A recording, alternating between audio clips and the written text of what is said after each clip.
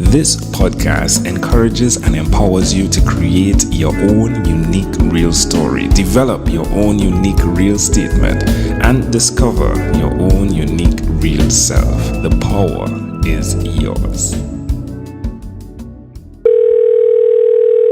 Good night, Susan Goebel. How are you doing on this wonderful, beautiful night? Well, as somebody once told me, as long as I wake up on the right side of the grass, I am doing awesome. I love that. What part of the grass are you in right now? Right now, I'm in a cold part of the grass. It is January in Canada, and I'm in Ontario, a city outside of Toronto, and it's a little chilly today. What does chilly look like? Tell me. Minus 14 degrees centigrade. No, that's not chilly. Oh. What's that? If that's not chilly.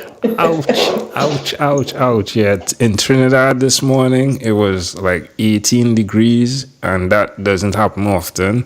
And everyone was complaining, oh, it's cold, and this is 18, not minus 18, folks, 18 degrees Celsius. Wow, minus 15. I cannot imagine what that feels like. Angel, I'm going to pack up my daughter and I'm coming to Trinidad together. You're very welcome to.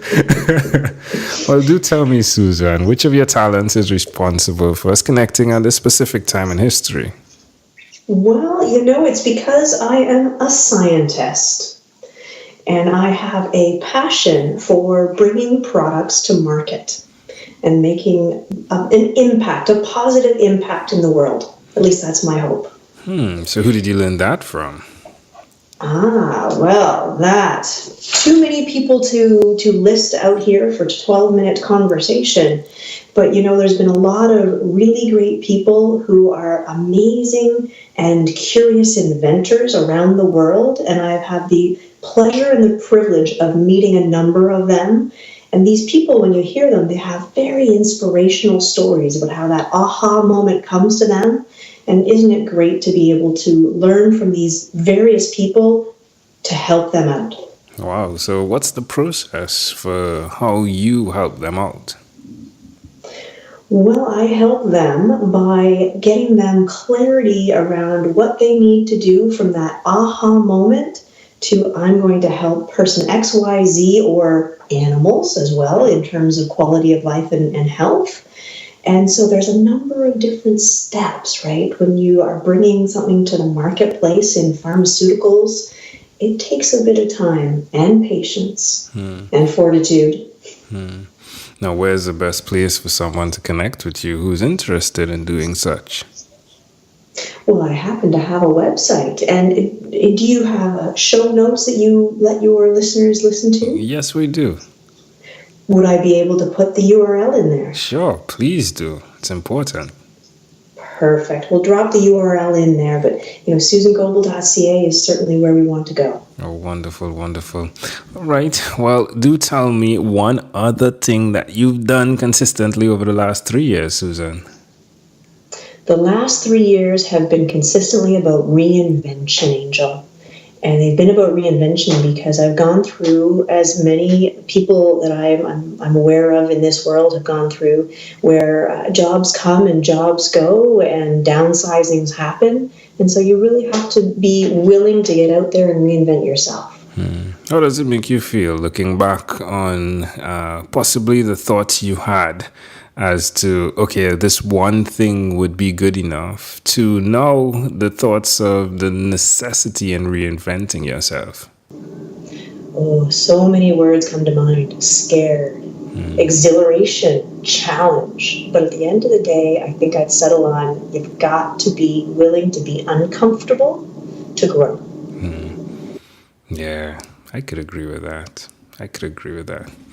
That's amazing. Again, amazing audience. You're hearing it live from Susan Goebel. Susan, let's switch gears for a moment.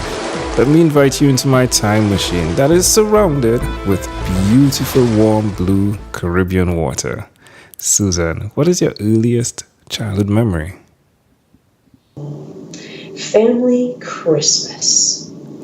My father and my parents, my brother, I have one brother, sitting around the Christmas tree and opening up presents and I wish I could say it was 100% a happy memory, but I often was very sick at Christmas time.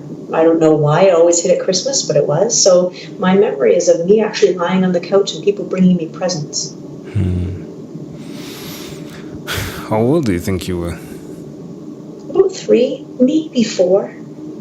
How do you see that memory connecting to who you are today? Well, it's about perseverance.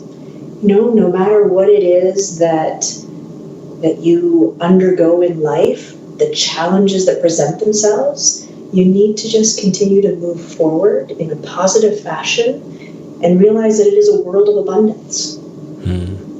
That's fascinating. So there are two things that strike in my mind immediately. I've had conversations with many individuals, and some speak about not working to the point of dying to get something, and how it's possible to manifest your gifts then, for your gifts to be brought to you. Where do you stand between those two concepts? Because you're lying on the couch, of course you're not well, and you're receiving gifts, right? But then another side of your life is where you're changing and doing the work that's necessary to receive your gifts in your adult life. Do they connect?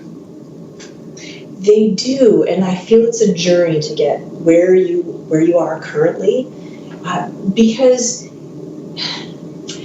we often forget how powerful the mind really is. The innocence of childhood is wonderful, and things just happen, and you may not fully understand how they happen. But as you go through school and life, sometimes life gets you down a few times, and you really need to try and get yourself back to the place where you understand that the mind is powerful. Your thoughts manifest themselves, and I had forgotten that personally up until about a year ago, where really I was working on the transformational power in the mind. That's beautiful. Well, thanks for sharing that with us. Susan, if we fast forwarded to when you were 12 years old, what was your favorite song? I don't think I had a favorite song, but listening to my brother, who was almost 10 years older than me, it would have to have come from a band, AC/DC.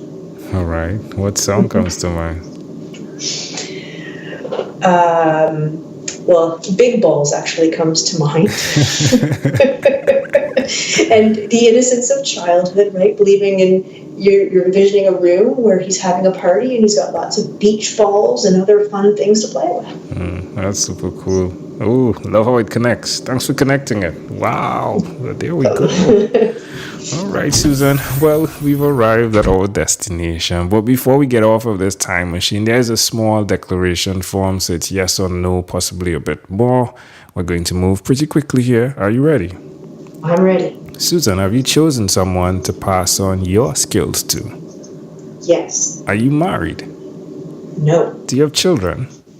Yes. Do you believe in God? I do not. I am spiritual instead of believing in a specific theology. Do you have an inner circle of friends? Yes. Do you watch TV for more than 3 hours a day? No. How about 3 hours a week? 1 hour a day. All right. And what about screen time? The phone and or the computer, is it more than 8 or less than 8 hours a day? Sadly, it's probably around 12 with all of the work that I do. That is a lot. I'm just saying. I mean, the temperature minus 15 is a lot too. But wow, 12 hours a day.